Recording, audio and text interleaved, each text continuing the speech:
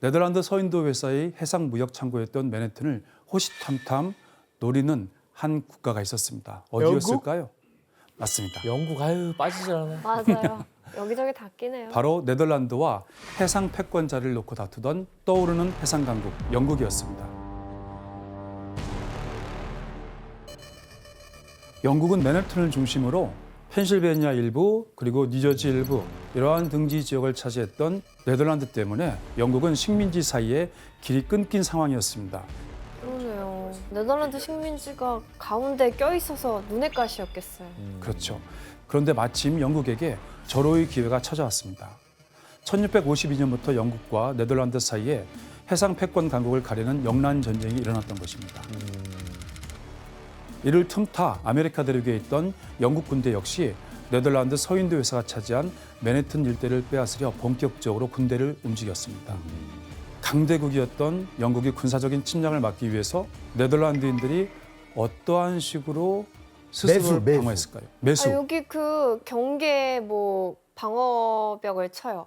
방어벽. 아예 차단? 매수도 뭐 좋은 방법이 될 수 있겠지만 방어벽이 아무래도 현실적인 그러한 방법이었을 겁니다. 바로 맨해튼 일대를 보호하는 울타리를 세웠던 것입니다. 네덜란드는 그림처럼 끝을 뾰족하게 만든 약 1.5에서 1.8m 정도 되는 길이 나무를 땅속에 깊이 박아 고정시켰던 것입니다. 이렇게 만들어진 울타리가 이 지도를 보시면은 지도 오른편에 위로 곧게 뻗어 있는 선이 바로 네덜란드인이 설치했던 약 800m에 달하는 길이 울타리였던 것입니다. 울타리 안쪽이 현재 맨해튼에서 초고층 건물이 밀집한 로우 맨해튼이 바로 이것이죠. 그렇다면 이 울타리는 영국을 막아낼 수 있었을까요? 못 막았을 것 같은데. 그렇죠. 네. 아무래도 힘들었겠죠. 특히 네덜란드의 계획은 실패로 돌아가게 되는데 맨해튼을 포함해 자신들의 식민지를 영국에 넘기고 항복을 선언할 수밖에 없었습니다. 너무 샌드위치야.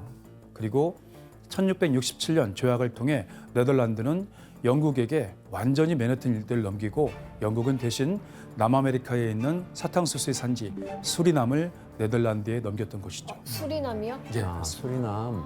수리남? 수리남. 이제 공식적으로 맨해튼은 영국 차지가 되었습니다. 와, 영국 똑똑하네. 예.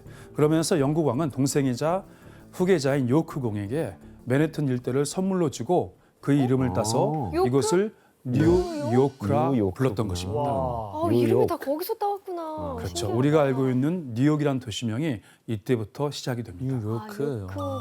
요크경? 게다가 영국을 막기 위해 세웠던 나무 울타리는 결국 철거되고 도로가 만들어졌는데 이 거리가 바로 오늘날 세계 금융의 중심이 되는 월스트리트입니다. 아, 여기서 월은 성벽을 뜻하는 네덜란드어 발에서 유래한 것으로 월스트리트는 결국에는 성벽이 쳐진 거리를 의미했던 것이죠. 월스트리트 그런 뜻이군요. 나수지 기자님, 현재 월스트리트에 울타리를 세웠던 흔적이 혹시 남아 있나요? 울타리는 이제 다 없어졌지만 거기 가면 동판이 이렇게 있거든요. 근데 그 동판에 보면 이 울타리가 1653년에 세워져서 뭐 어디서부터 어디까지 이어졌는지 그리고 언제 없어졌는지 이런 역사가 쓰여져 있어서 이 동판이 있었던 곳에 대략 네덜란드인들이 그때 이 울타리를 세웠구나라는 거를 알 수 있는 그런 흔적은 남아 있습니다. 그런데 영국이 지배를 받게 된 맨해튼에는 월스트리트를 따라서 본격적으로 금융거래가 형성되기 시작합니다. 바로 월스트리트에 노예시장이 형성되었던 것입니다. 영국은 북미 식민지와 유럽, 카리브해를 연결하는 중간 무역지로 맨해튼을 활용했던 것이고 아프리카에서 붙잡아온 흑인 노예들을 맨해튼 월스트리트에 집결시켰던 것이죠. 심지어 1709년에는 항구 옆에 있는 월스트리트에서 합법적인 시립 노예시장까지 만들어지기 시작했습니다. 와, 저 시립은 너무했다. 오피셜이잖아요, 오피셜. 예. 교수님, 근데 이런 노예 시장이 어떻게 월스트리트를 금융의 거리로 만들게 된 거예요?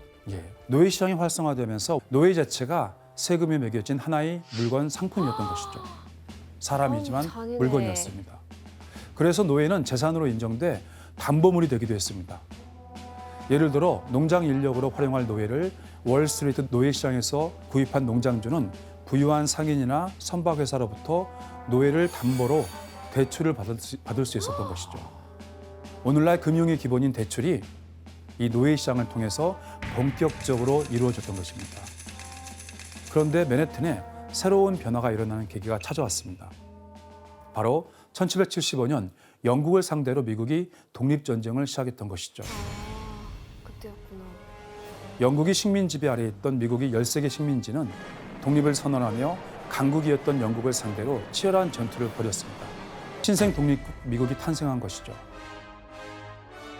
그렇다면 네덜란드에서 영국으로 이번엔 또 미국으로 주인이 바뀐 맨해튼은 어떠한 변화가 일어났을까요? 뭐 근데 이제 지배하는 사람이 없으니까 예.